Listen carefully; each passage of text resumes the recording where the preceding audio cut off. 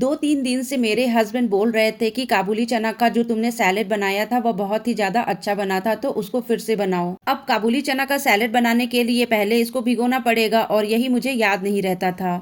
आज सुबह से ही मैंने ये याद कर रखा था कि आज किसी भी तरह से इस काबुली चना को मुझे भिगोना ही है। काबुली चना को मैंने भिगो दिया था और लंच के लिए आज मैंने बनाया था बोड़ा आलू की सब्जी और मैं आटा लगा रही थी क्योंकि हस्बैंड को लंच में रोटी खानी होती है। निहिर को देखने के साथ साथ मुझे घर के भी काम करने पड़ते हैं, इसलिए कोई ना कोई काम मेरे दिमाग से निकल ही जाता है। आटा मैंने गूंथ लिया था, इसको एक टिफिन बॉक्स में मैंने रख दिया था क्योंकि रोटी मुझे अभी नहीं बनानी थी। मैं एक एक काम निपटाती हूँ ताकि निहिर जब दोपहर में सोता है तो मैं भी थोड़ा सा रेस्ट कर सकूं। डिनर में आज मुझे बनाना था इस चिकपी का सैलेड। चिकपी तो मैंने सुबह में ही भिगो दिया था जो कि शाम तक अच्छे से फूल गया था। चिकपी को मैंने अच्छे से धो करके कुकर में रख करके उबलने के लिए गैस स्टोव पर चढ़ा दिया था।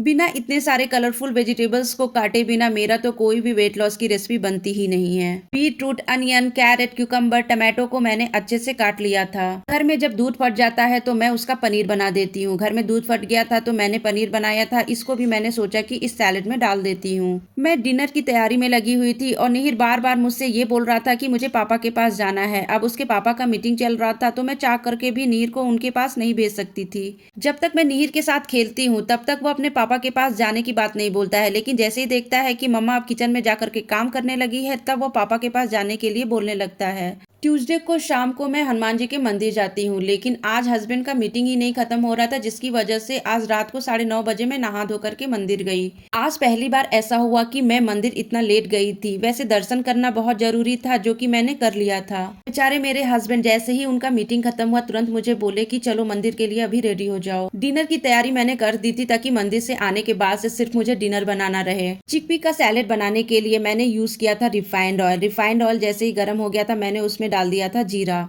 इसके बाद से मैंने अनियन डाल करके थोड़ा सा सौटे किया और जो भी वेजिटेबल्स मैंने काटे थे उसको भी डाल दिया। इतने सारे कलरफुल्स कटे हुए वेजिटेबल्स को एक साथ देख करके मैं तो बहुत ही ज्यादा खुश हो जाती हूँ। वैसे मुझे इन सारे वेजिटेबल्स को पूरी तरह से पकाना नहीं था। सिंक में बर्तन पड़े हुए थे तो आ गई थी अब इन बर्तनों को साफ करने। जब भी मैं किचन में रहूं और सिंक में बर्तन ना हो ऐसा तो हो ही नहीं सकता है। सिंक खाली करती हूँ फिर भी कहीं ना कहीं से बर्तन आ ही जाता है। इसको बनाना वैसे भी बहुत ही ज्यादा आसान है और जितनी आसानी से ये बनता है उतना ही ज्यादा टेस्टी लगता है। अगर आप लोग भी मेरी तरह वेट लॉस कर रहे हैं तो आप लोग भी अपने डिनर में चिकपी का सैलेड इंक्लूड कर सकते हैं। बहुत ही ज्यादा टेस्टी लगता है। बिना लहसुन के मेरी कोई रेसिपी बनती ही नहीं है। मैं एक बार में 5 से 6 लहसुन को कुछ इस तरह से तोड़ करके पानी में भिगो देती हूँ और जब भी मुझे मौका मिलता है मैं बैठ करके इन सारे लहसुन को छील करके एक कंटेनर में रख देती हूँ।